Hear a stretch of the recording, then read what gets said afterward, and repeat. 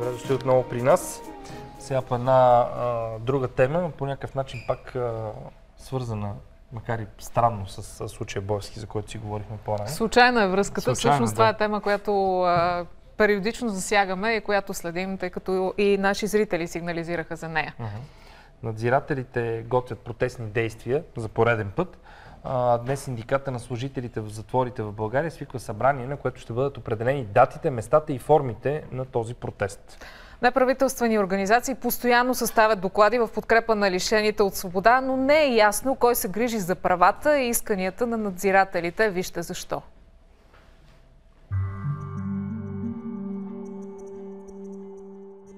Всеки е осъден да бъде свободен. Освен тези, които са нарушили закона. Лишени от свобода по собствена воля, затворници без провинения, така най-кратко определят спецификата на работата си надзирателите. Свободни в никакъв случай. Да, всеки е избрал да го работи това нещо, но ни се иска да го работиме при едни нормални условия, като за 21 век, като нормални хора. Битовите условия на лишените от свобода се подобряват, а надзирателите нямат дори санитарен възел на постовете, където работят. Вместо стол, те разполагат с заварени за пода бракувани автобусни седалки, а отходните тръби от килиите минават буквално под краката им. Всичко това за заплата между 500 и 800 лева. Такава е ситуацията в Централния софийски затвор, но същите проблеми имат и в останалите затвори в страната. Един служител, който е назначен в 24-часов наряд на определена група, извършва стотици обиски дневно. В смисъл, заразяването може да стане винаги по всякакъв начин, разчитате единствено на чудо и късмет. В същото време 28,50 за труда, който полага в тези условия служител. В сектор сигурност зле заплатени. 20 години служител в затвора. Това е присъдата на Димитър Варадинов, която може и да се превърне в доживотна. Макар че според него работещите в сферата на правосъдието и МВР не са дълголетници. Дълго време не живеят. Това е максимума. Ако достигне някой 70 години, това е рекорд някакъв. Обстановката влияе на психика, на всичко. На нерви. Няма как да си защитен. Един от главните проблеми. Може би и най-големият, че са малко служители. И докато затворниците, снабдени с кабелна телевизия в килиите си, съдят държавата за лошата материална база, служителите в затворите се оказват лишени от човешки права и се чувстват забравени. Много малко внимание се обръща на нашата система. Така си мисля. И е така.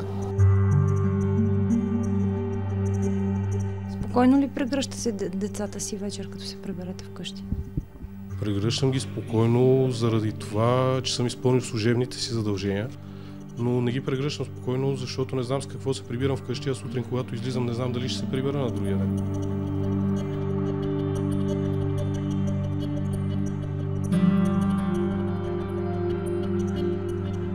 Проблемите са много, а рискът е голям, смятат служителите в затворите и изразяват възмущението си, че на фона на всичко това дори обещаното им увеличение на заплатите не е било одобрено.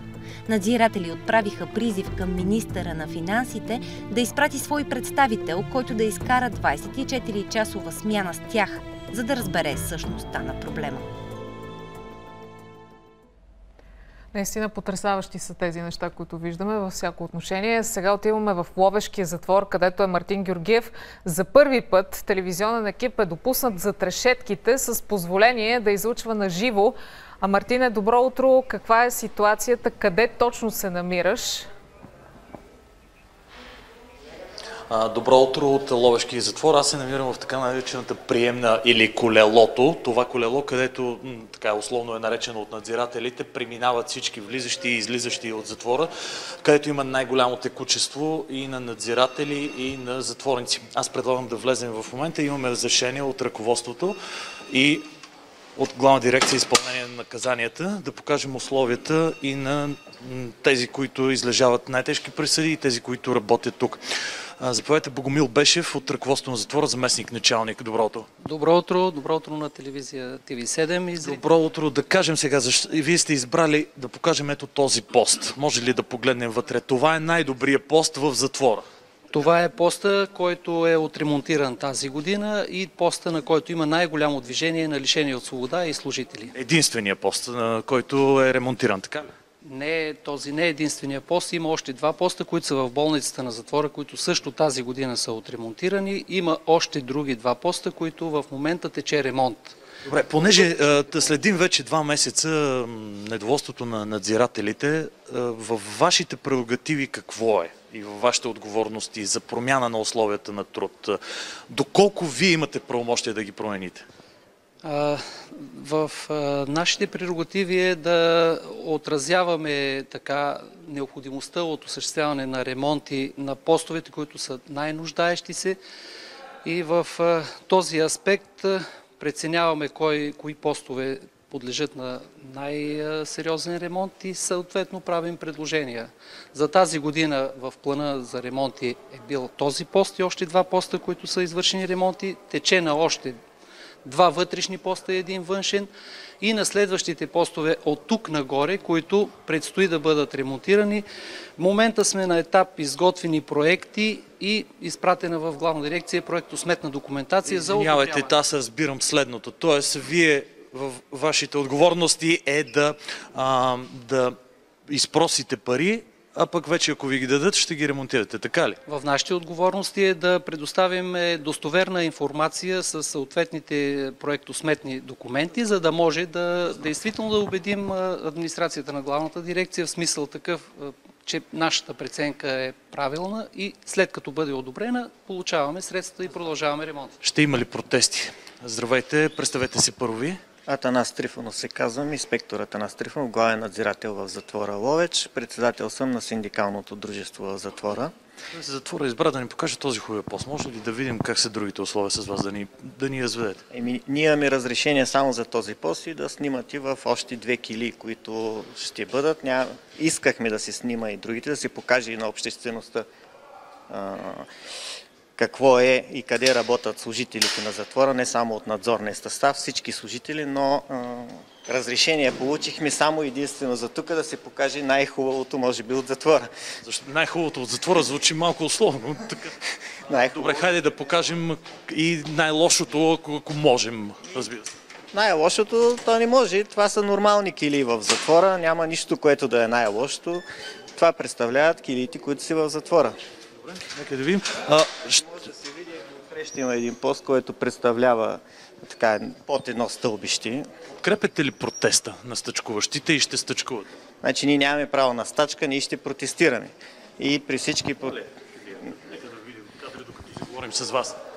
Ние ще протестираме и от тук директно след това интервю аз пътувам за Пловдив, където предстои заседание на управителния съвет от 12 часа и там единствената тема, единствената точка, която се разглежда, кога, къде и какви форми на протест ще бъдат предприяти. Тоест новината можем да кажем, че днес ще се реши как и кога ще протестират и кои надзиратели в затвора ще подкрепят стачката.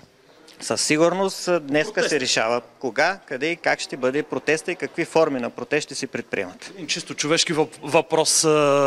Това е килия, нали така? Обикновена килия. Да, това си обикновена килия. Ето лежат тежки присъди. Присъдите са различни в зависимост от наказанията. Има и за тежки престъпления, има и за по-леки престъпления. Като казахме присъди, темата Боевски вълнува ли чисто човешки? Тя сигурно всеки вълнува, но все още нямаме достатъчно информация, за да преценим кое и как стои, поне лично за мене. Чухме само новините, че той се е прибрал. Добре, вие от тук пътувате, за да обсъдите нещо, което освен 24-те часа дежурства, освен лошите условия, освен този пост, който видяхме, какво друго искате да кажете? Може би не засегнахме темата с обществените поръчки в затворите, много дълбока е тя.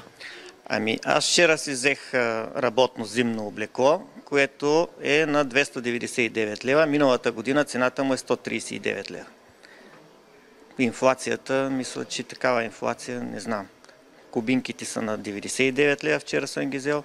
Колегите, аз лично не съм виждал, но казват, че в магазините са 60-70 лева. Това е което. Значи, това е също един въпрос, който не е поставен на дневен ред, но ще го проследим. И ако ще протестирате, под каква форма? Излизате пред затворите? Ще има ли хора да дежурят?